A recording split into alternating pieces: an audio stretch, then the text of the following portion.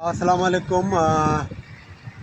जैसा कि आपको इल्म में होगा कि अभी इब्राहिम हैदरी की एक कश्ती अल असद उसका नाम था, उसको हादसा पेश आया। ये केटी बंदर के सामने हजामड़ो क्रीक के करीब एक लिहाज से वो ओपन सी है, तो वो फिशिंग करके आ रहे थे, शिकार करके आ रहे थे। कोई 45 लोग उसमें सवार थे। तो मछली ज़्यादा थी और सर्द हवाएं थी और तूफ़ान का माहौल भी था, तो कश्ती नीचे से बैठती गई, उसमें पानी भर गया और वो कश्ती डूबने लगी और फिर डूब भी गई। रात के कोई 3:30-4 बजेंगे, जिसको हम सुबह भी कह सकते हैं। 4 तारीख थी, यानी कि 4 मार्च थी। तो आधे घंटे तक वो लोग तैरते रहे और उनको बचाने वाले आगे पीछे लोग आए और कुछ लांचें आईं।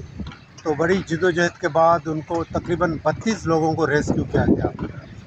फिर तकरीबन 13 या कुछ लोग कहते हैं 14 लोग जो थे वो न मिल सके, वो अभी तक शायद नहीं है, गायब है, या किसी ने उनको बचा लिया है मगर वो अभी ज़ाहिर नहीं हुए।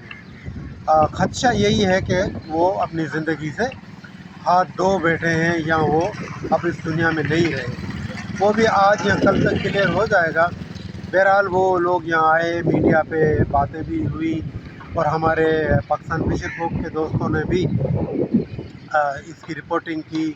जामुर साहिबान भी, MPA और जाने आलम साहब और ये लोग भी बिल्कुल हर वक्त वहाँ पर मौजूद रहे और बाखबर रहे और लोगों को, मीडिया को गाइड भी करते रहे। और अगर हम आज तक इसकी करें तो वही 32 लोग ही बच चुके हैं। बाकी कुछ लोग जो हैं यहाँ पे इब्राहिम हैदरी में हमारे जो ओरिजिनल नाखवा बरादरी हैं, कुछ उनके, कुछ बंड बरादरी के, कुछ खासकली बरादरी के और कुछ बंगाली जो यहाँ पर रहते हैं बरादरी के लोग भी गायब हैं।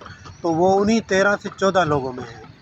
और आखिर में मैं यही कहूँगा, ये एक हादसा था और कोशिश करनी चाहिए कि जो नाखवा है जो उसको ऐसे मौके पे कम मछली को भरना चाहिए, बैलेंस को देखना चाहिए। लोगों का वज़न है, मछली का वज़न है, हवा का रुख देखना चाहिए।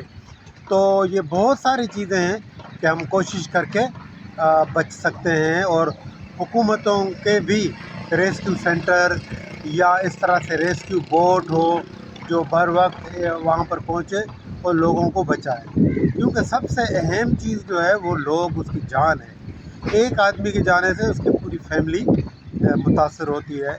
तो अब हुकूमत को चाहिए कि जो जो लोग का नुकसान हुआ है, जो उस मालिक का, नाखवे का नुकसान हुआ है, उनका कुछ अज़ाला करें। मैं यहाँ पे सिंध गवर्नमेंट के साथ साथ पाकिस्तान की जो हमारी कराची की फिशरमैन्स कोऑपरेटिव सोसाइटी है, उनसे भी रिक्वेस्ट करूँगा कि जितना भी हो सके उनकी मदद करें। हमारे MPA हैं, हमारे MNA हैं और पार्टी के सरबराहान हैं पाकिस्तान पीपल्स पार्टी के, तो सब लोग मिल के उनकी मदद करें। शुक्रिया।